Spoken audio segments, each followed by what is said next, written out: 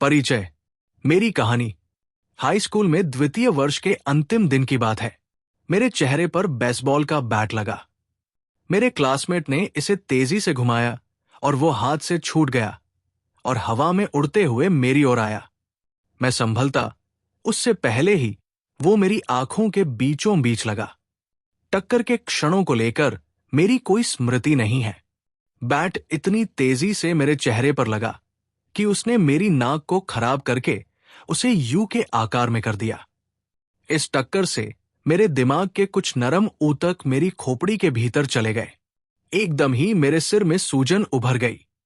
एक क्षण से भी कम समय में मेरी नाक टूट चुकी थी, खोपड़ी में हड्डियां टूटी थी और आंखों के दोनों सॉकेट हिल चुके थे। जब मैंने आंखें खोली तो देखा कि लोग मेरी ओर मदद के लिए भाग रहे थे। मैंने नीचे देखा तो कपड़ों पर लाल धब्बे देखे।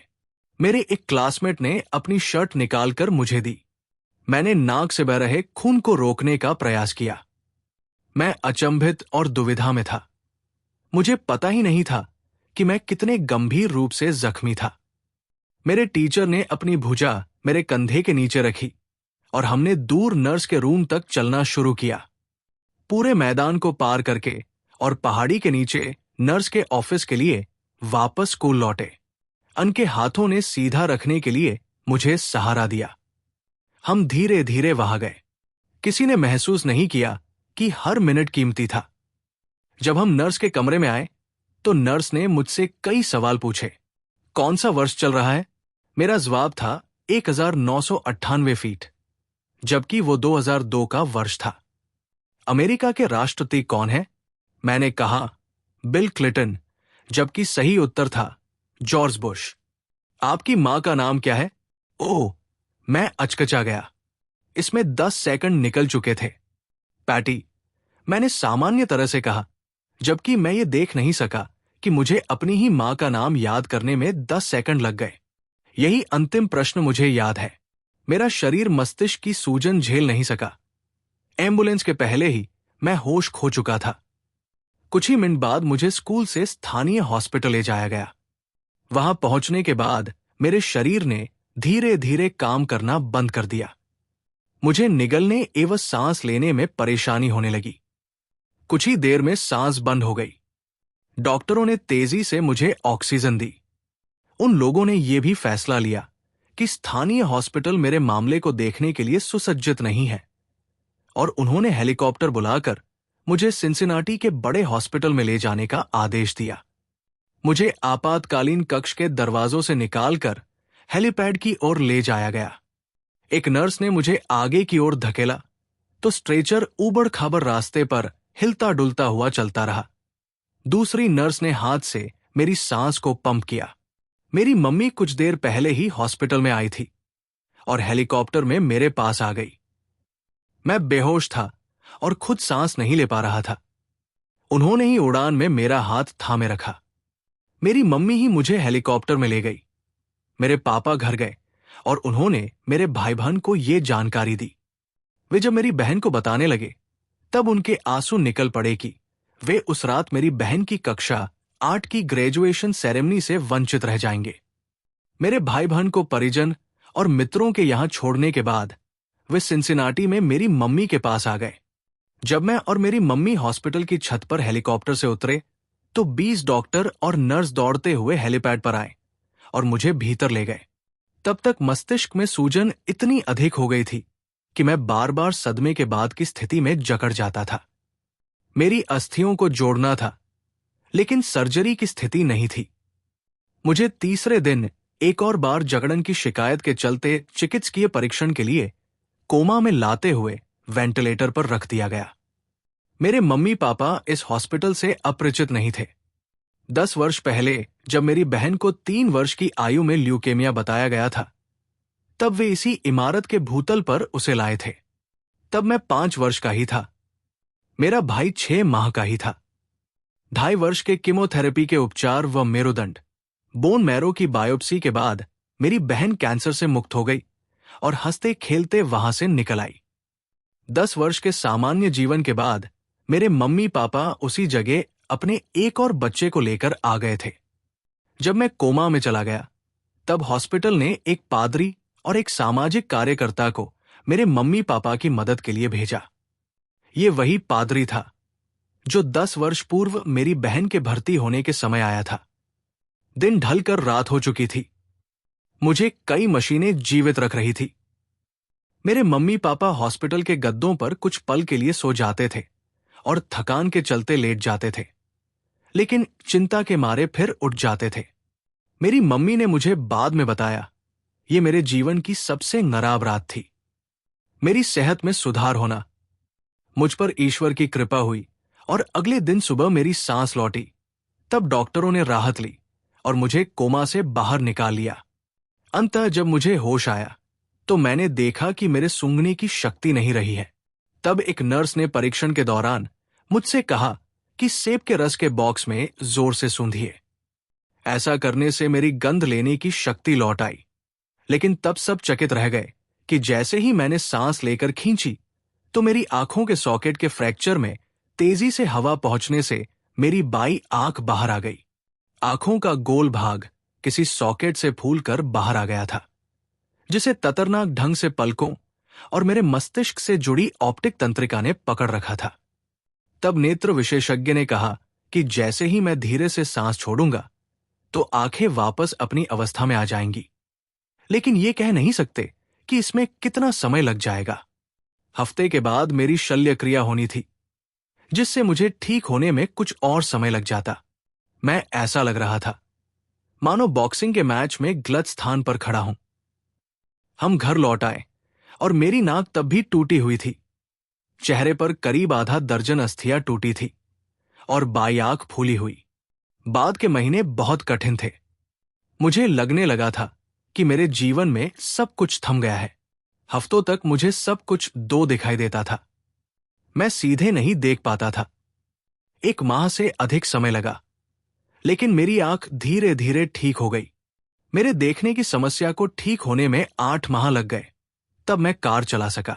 शारीरिक उपचार में मुझसे बुनियादी एक्सरसाइज कराई गई, जैसे सीधी लकीर पर चलना। मैं दृढ़ था कि मेरी चोट मुझे अवसाद में न भर दे, लेकिन कुछ पल थे जिसमें मैं निराश होता था, जबकि कुछ में उत्साह से भर जाता था। 1 वर्ष बाद जब मैं बेसबॉल के मैदान पर लौटा तो ये जानकर मुझे पीड़ा हुई कि कितनी और मेहनत अभी मुझे करनी होगी। ये खेल मेरे जीवन का प्रमुख हिस्सा रहा था। मेरे पापा ने सेंट लुइस कार्डिनल के लिए माइनर लीग बेसबॉल खेला था। मेरा भी सपना इसे पेशेवर तरीके से खेलने का था। महीनों के पुनर्वास के पश्चात मेरी सबसे अधिक इच्छा मैदान पर लौटने की थी, लेकिन बेसबॉल में मेरी वापसी आसान नहीं थी। जब सीजन शुरू हुआ तो मैं एकमात्र जूनियर था जिसे यूनिवर्सिटी की बेसबॉल टीम से हटा दिया गया था। मुझे हाई स्कूल के द्वितीय वर्ष की टीम के साथ खेलने के लिए जूनियर यूनिवर्सिटी भेजा गया। मैं 4 वर्ष की उम्र से खेल रहा था और एक ऐसा व्यक्ति जिसने अपना पूरा समय और प्रयास किसी खेल में लगाया हो, उसे इस तरह से अलग करना अपमानजनक था। मुझे आज भी वो दिन अच्छी तरह याद है जब ये हुआ था। मैं अपनी कार में बैठकर रोने लगा और रेडियो को किसी अच्छे गाने के लिए ट्यून करने लगा जो मुझे बेहतर महसूस करा सके। वर्ष भर के आत्मसंदेह के बाद मैं यूनिवर्सिटी टीम में सीनियर के रूप में शामिल हो सका, लेकिन मैं मैदान में बहुत ही कम जा सका। कुल मिलाकर हाई स्कूल यूनिवर्सिटी बेसबॉल की मैंने 11 पारियां खेली, जो मुश्किल से किसी एक गेम से थोड़ी सी ज्यादा थी। हाई स्कूल में मेरे खराब करियर के बाद भी मैं ये विश्वास कर रहा था कि मैं एक महान खिलाड़ी बन सकता हूं। मैं जानता था कि यदि हालात सुधारने हैं तो इसके लिए मुझे ही कोशिश करनी होगी। चोट लगने के 2 वर्ष बाद निर्णायक मोड़ तब आया जब मैं डेनिसन यूनिवर्सिटी से जुड़े कॉलेज में जाने लगा। ये नया आरंभ था। यही वो स्थान था जहां मैंने पहली बार समझा कि छोटी आदतों में कितना विस्मयकारी सामर्थ्य रहता है। आदतों के बारे में मैंने कैसे सीखा। डेनिसन यूनिवर्सिटी जाना मेरे जीवन का सर्वोत्तम फैसला था। मुझे बेसबॉल टीम में स्थान मिला। हालांकि मैं सबसे नीचे रोस्टर में फ्रेशमैन के रूप में था, तो भी रोमांचित था। हाई स्कूल के मेरे वर्षों में उथल पुथल के बावजूद मैं कॉलेज में एथलीट बन गया था। बेसबॉल टीम में मेरी जल्द शुरुआत होने वाली नहीं थी, तो मैंने जीवन को व्यवस्थित करने पर ध्यान देना शुरू कर दिया। मेरे मित्र देर रात तक जगते थे और वीडियो गेम्स खेलते थे। मैंने रात को जल्द सोने की आदत बना ली। कॉलेज छात्रावास की अस्त व्यस्त दुनिया में मैं अपने कमरे को साफ सुथरा और व्यवस्थित रखता था। ये छोटे सुधार थे, लेकिन इन्होंने मुझे अपने जीवन पर नियंत्रण रखना सिखा दिया। मैं दोबारा आत्मविश्वास का अनुभव करने लगा। ये बढ़ता आत्मविश्वास मेरी क्लास में भी दिखा। मेरे अध्ययन की आदतें सुधर गई और फर्स्ट ईयर में मुझे लगातार ए ग्रेड्स मिली। आदत एक दिनचर्या या व्यवहार है जो नियमित रूप से प्रदर्शित होती है। ज्यादातर मामलों में ये स्वतः ही हो जाता है। जैसे जैसे मैं हर सेमेस्टर पास करता गया, वैसे वैसे मैं छोटी छोटी आदतों को निरंतर जोड़ता गया। ये आदतें अंततः मुझे ऐसे परिणामों की ओर ले गई जो उस समय अकल्पनीय थे जब मैंने शुरुआत की थी। उदाहरण के लिए, जीवन में पहली बार मैंने हर हफ्ते कई दफा लाइट वेट लिफ्टिंग करने को अपनी आदत में शामिल कर लिया। बाद के वर्षों में यह सिलसिला जारी रहा। इस दौरान मेरी 6 फीट 4 इंच की काया 170 पाउंड 77 किलोग्राम से बढ़कर 200 पाउंड 91 किलोग्राम की हो गई। जब द्वितीय वर्ष के सत्र की शुरुआत हुई तो मुझे एक भूमिका पिचिंग स्टाफ बेसबॉल में मिल गई। जूनियर रहते हुए मैं टीम कैप्टन चुना गया और सीजन पूरा होने पर मैं ऑल कॉन्फ्रेंस टीम के लिए चुना गया। लेकिन मेरे सीनियर सीजन खत्म होने तक मेरे सोने, अध्ययन और स्ट्रेंथ ट्रेनिंग की आदतों ने वास्तव में सकारात्मक परिणाम देना शुरू कर दिया था। जब मुझे हेलीकॉप्टर में हॉस्पिटल ले जाया गया था और कोमा में रखा गया था, उस घटना के 6 वर्ष बाद मुझे डेनिसन यूनिवर्सिटी में शीर्ष पुरुष एथलीट चुना गया और मेरा नाम ESPN academic all America team में था। पूरे देश में यह सम्मान मात्र 33 खिलाड़ियों को दिया गया था। जब तक मैं ग्रेजुएट हुआ, तब तक मेरा नाम स्कूल की रिकॉर्ड बुक्स में 8 श्रेणियों में दर्ज किया जा चुका था।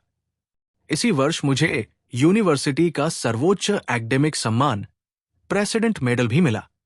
सुनने में यदि यह आपको डींगे मारने जैसा लगता है, तो मुझे उम्मीद है कि आप मुझे माफ कर देंगे। सच कहूं तो मेरे खेल करियर में ऐसा कुछ उल्लेखनीय या ऐतिहासिक नहीं था। पेशेवर खिलाड़ी के रूप में मैं खेल नहीं पाया। हालांकि उन वर्षों को मैं पीछे मुड़कर देखता हूं तो लगता है कि मैंने कुछ ऐसा अर्जित कर लिया था जो दुर्लभ था। मैंने अपनी क्षमता को पूर्ण रूप से विकसित कर लिया और मैं मानता हूं कि इस पुस्तक में जो विचार है वे क्षमताओं को पूर्ण विकसित करने में आपकी मदद भी करेंगे। हम सभी जीवन में चुनौतियों का सामना करते हैं।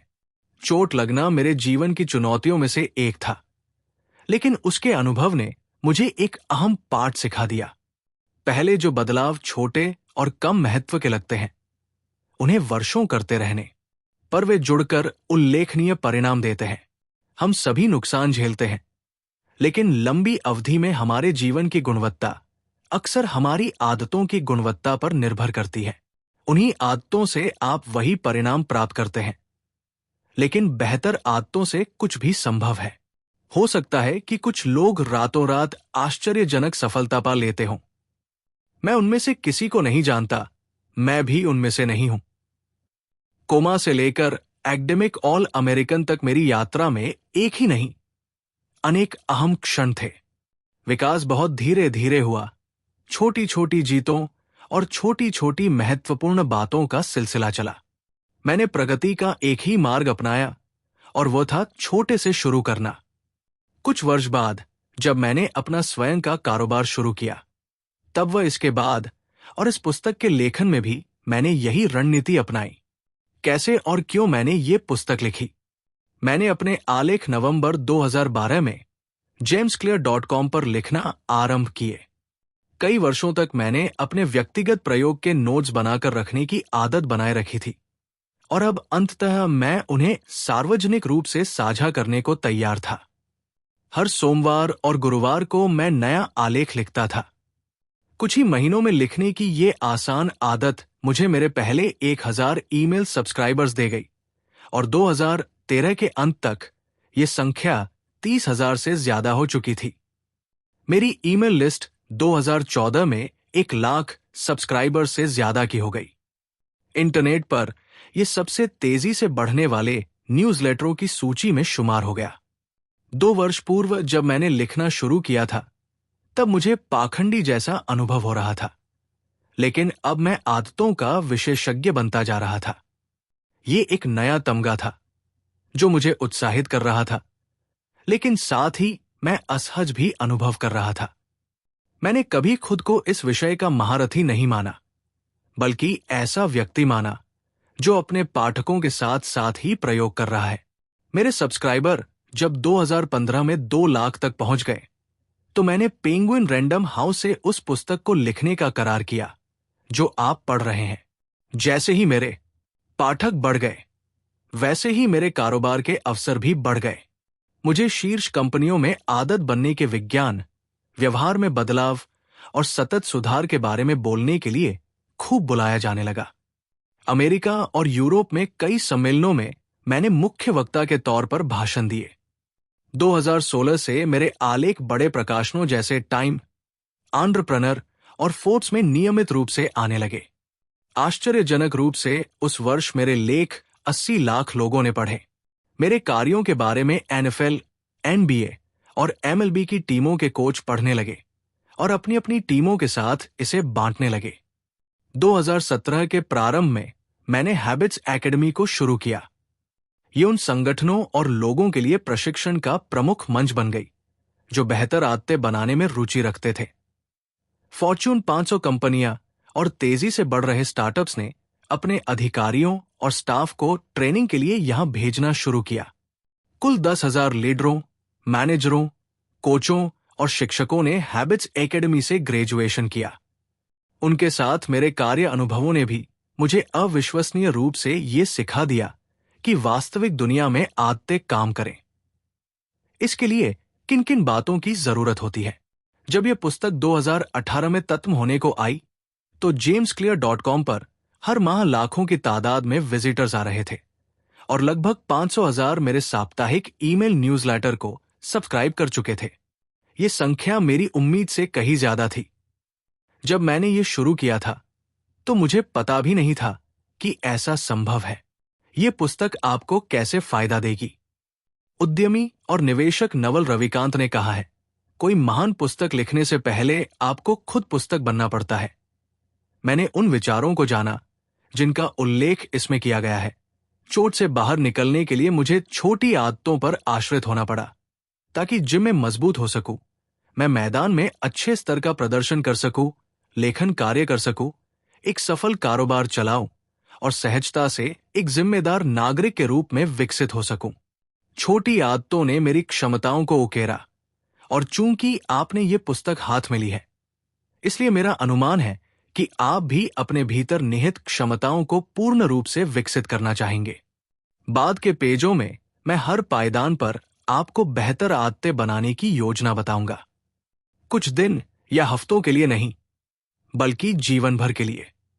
विज्ञान यद्यपि उन सब बातों को सही मानता है जो मैंने लिखी है, लेकिन फिर भी ये मात्र अकादमिक शोध पत्र नहीं है। ये काम में लागू होने वाला उपयोगी लेखन है। आदतों को कैसे बनाना है और कैसे बदलना है, उसके बारे में आपको व्यावहारिक सलाह दी गई है। मैंने इसके पीछे का विज्ञान भी इस तरीके से समझाया है जिसे समझना और अपनाना आसान है। मैंने जिन क्षेत्रों का वर्णन किया है वे है बायोलॉजी, न्यूरोसाइंस, फिलॉसफी, साइकोलॉजी और कई अन्य। ये क्षेत्र कई वर्षों से हमसे करीब से जुड़े हैं। मैंने आपको उन उत्कृष्ट लोगों के विचारों का संकलन दिया है जो लंबे समय से इन पर काम कर रहे हैं। साथ ही वैज्ञानिकों द्वारा हाल ही की गई नई खोजों को भी बताया है। मैं आशा करता हूं कि मेरा योगदान ऐसे विचारों का पता लगाना है जो सबसे ज्यादा महत्व के हों और उनसे इस तरीके से जुड़ा जा सके जो अत्यंत ही सरल हों। इन पन्नों में आपको जो भी अच्छा लगे तो उसका श्रेय आप उन विशेषज्ञों को दे सकते हैं जिन्होंने मुझसे पहले काम किया है। कोई मूर्खतापूर्ण बात लगे तो ये मेरी ओर से की गई गलती मानिए। इस पुस्तक की रीढ़ 4 कदमों की आदतें हैं: संकेत, ललक, प्रतिसाद और पुरस्कार। वही व्यवहार में परिवर्तन के 4 नियम भी हैं, जो इन 4 कदमों से निकलते हैं। साइकोलॉजी की पृष्ठभूमि वाले पाठक इन शब्दावलियों को ऑपरेंट कंडीशनिंग, सीखने की प्रक्रिया से जान सकते हैं, जिसे सबसे पहले 1930 के दशक में B.F. स्किनर ने उद्दीपन, प्रतिसाद और पुरस्कार के तौर पर प्रतिपादित किया था। संकेत, रूटीन और पुरस्कार के रूप में ये चार्ल्स डुहिग की हाल ही में लिखी पुस्तक द पावर ऑफ हैबिट से चर्चित हुए। व्यवहार के मनोविज्ञान को स्किनर जैसे वैज्ञानिकों ने समझ लिया था कि यदि आप सही तरह से पुरस्कार और दंड देते हैं तो आप लोगों से किसी खास शैली में काम करा सकते हैं। लेकिन स्किनर के मॉडल ने यह बेहतर तरह से समझाया कि बाहरी उकसावे किस तरह से आदतों को प्रभावित करते हैं। हालांकि इसमें यह अच्छा विवरण नहीं था कि किस तरह से हमारे विचार, आभास और मान्यताएं हमारे व्यवहार को प्रभावित करती है। भीतर की अवस्थाएं जैसे हमारा मूड और भावनाएं अहम हैं। हाल के दशकों में वैज्ञानिकों ने हमारे विचार, आभास और व्यवहार के बीच संबंध को तय करना आरंभ किया है। ये शोध भी इन पेजों में शामिल कर लिया जाएगा। मैं जो ढांचा कुल मिलाकर पेश कर रहा हूं, वो संज्ञानात्मक और व्यवहारवादी मनोविज्ञान का एकीकृत मॉडल है। मैं मानता हूं कि ये मानवीय व्यवहार के पहले मॉडलों में से एक है, जो सटीक तरीके से बाहरी उकसावे और आंतरिक भावनाओं की हमारी आदतों पर पड़ने वाले प्रभाव को बताता है। जहां कुछ भाषा आप समझते होंगे, वहीं मुझे विश्वास है कि आपको व्यवहार परिवर्तन के 4 नियमों का वर्णन और उनके अनुप्रयोगों से आदतों के बारे में सोचने का नया मार्ग मिलेगा। मानवीय व्यवहार हमेशा बदलता रहता है, हर परिस्थिति में, हर पल में। लेकिन ये पुस्तक उस बारे में है जो बदलता नहीं है। ये मानव व्यवहार के मूल सिद्धांतों के बारे में है। ये ऐसे सिद्धांत हैं जिन पर आप वर्षों चल सकते हैं। इन विचारों से आप कारोबार, परिवार और जीवन खड़ा कर सकते हैं। बेहतर आदतें बनाने का कोई एक मार्ग नहीं है, लेकिन ये पुस्तक आपको वो सर्वश्रेष्ठ उपाय बता रही है, जो मैं जानता हूं एक ऐसा दृष्टिकोण जो प्रभावी रहेगा, जिससे ये फर्क नहीं पड़ेगा कि आप कहां से शुरू करना है या आप क्या बदलना चाहते हैं। मैंने जो तरीके अपनाए वे सभी के लिए प्रासंगिक है, जो हर पायदान पर सुधार चाहते हैं, फिर भले ही उनके लक्ष्य सेहत, पैसा, उत्पादकता, संबंधों या इन सभी पर केंद्रित हो। जब तक मानव व्यवहार का प्रश्न है, तब तक ये पुस्तक आपका मार्गदर्शन करेगी।